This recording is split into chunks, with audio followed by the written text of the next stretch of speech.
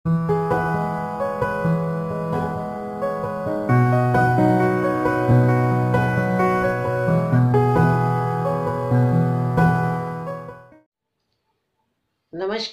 मैं रेकी आचार्य पूनम रानी।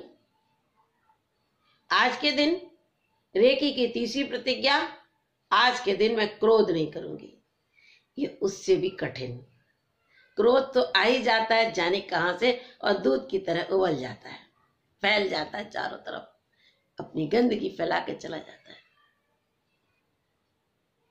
क्रोध मूर्खता से शुरू होता है और पछतावे पर खत्म होता है।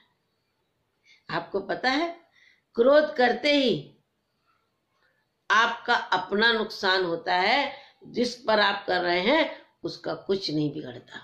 जब तक वह क्रोध नहीं करता तब तक उसका कोई भी नुकसान नहीं होता। इसीलिए क्रोध ना करें। इसके मामले में आप स्वार्थी बन जाएं। क्रोध करने से भी हम अपना नुकसान करते हैं और क्रोध पीने से भी अपना नुकसान करते हैं। कुछ लोग कहते हैं, मुझे कोई कहता है तो मुझे मैं क्रोध तो नहीं करता, लेकिन अंदर से मुझे गुस्सा आता है कि मैं उसके साथ क्या ना कर दूं। तो ये उसे कहते हैं क्रोध पीना। जैसे ही हम क्रोध करते हैं, हमारी अंतःस्रावी ग्रंथियां, जिनके रासायनिक पदार्थ शरीर के अंदर के ऑर्गन्स के पोषण के लिए निकल रहे होते हैं, वो तुरंत परिवर्तित हो जाते हैं, वो विषैले हो जाते हैं। इसको अगर हम सरल भाषा में समझना चाहें तो इस प्रकार समझ सकते हैं कि अगर आपको भोजन, स्वस्थ व्यक्ति को भोजन में अगर स्लो पॉइजन रोज थोड़ा थोड़ा मिला दिया जाए, कुछ दिन बाद क्या होगा? वह व्यक्ति बीमार रहने लगेगा। और अगर बीमार व्यक्ति जो केवल 1-2 चम्मच जूस के सहारे ही रह रहा है, उसको सुई के नोक के बराबर भी सुई जो जहर में डुबोकर उसके जूस में डाल दी जाए, उसको पीते ही उसका राम नाम सत्य हो जाएगा। यही हमारे अंदर के ऑर्गन्स का हो रहा होता है, क्योंकि वह रासायनिक पदार्थ विषैला हो जाता है। जो हमारे ऑर्गन्स का भोजन है, उसको फिर विषैला पदार्थ, रासायनिक पदार्थ मिलने लगता है, यानी उसका भोजन उससे विषैला मिलने लगता है। जो अंग स्वस्थ हैं वह धीरे धीरे कमजोर होने लगते हैं, और जो अंग बीमार हैं, हार्ट का पेशेंट है, ब्लड प्रेशर का पेशेंट है, तो उसका एकदम अटैक पड़ जाता है, यानी उस व्यक्ति का राम नाम सत्य हो जाता है। इसीलिए हमें क्रोध नहीं करना है। जो स्वस्थ से स्वस्थ व्यक्ति पर भी क्रोध करने का प्रभाव पड़ता है, उसके अंदर रासायनिक परिवर्तन निश्चित आते हैं। क्रोध पीने वालों को दमा, अर्थराइटिस, गठिया, हाथों में घाव, अल्सर आदि रोग, ये सब क्रोध पीने वालों को होते हैं।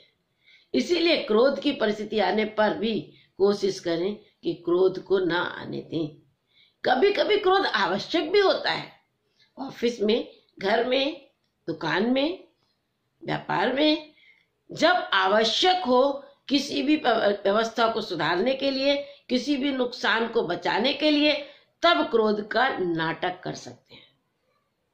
जैसे कलाकार मंच पर करता है बाकायदा होश पूर्वक, अब अगर मैंने गुस्सा नहीं किया तो ये व्यवस्था बिगड़ जाएगी या अमुक नुकसान हो जाएगा, अमुक व्यक्ति मान नहीं रहा है।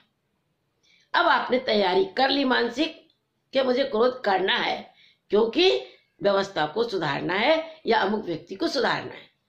फिर आप अपने आप को बिना प्रभावित किए हुए, फिर चाहे जोर जोर से गुस्सा हो, गाली दे, जो कुछ भी करना है व्यवस्था को संभालने के लिए या व्यक्ति को संभालने के लिए, वो सब करें।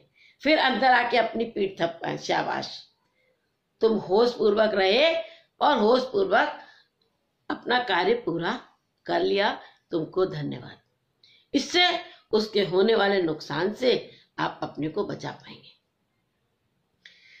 फिर भी गुस्सा आ जाए तो आप ठंडा पानी पी के टहलने निकल जाएं, ध्यान में बैठ जाएं, उल्टी गिनती गिनने लगे, हिंदी में 99, 98, 97, 96, 95, जहां भूल जाएं फिर 99 से शुरू कर दें।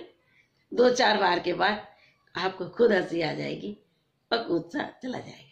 फिर भी गुस्सा शांत ना हो,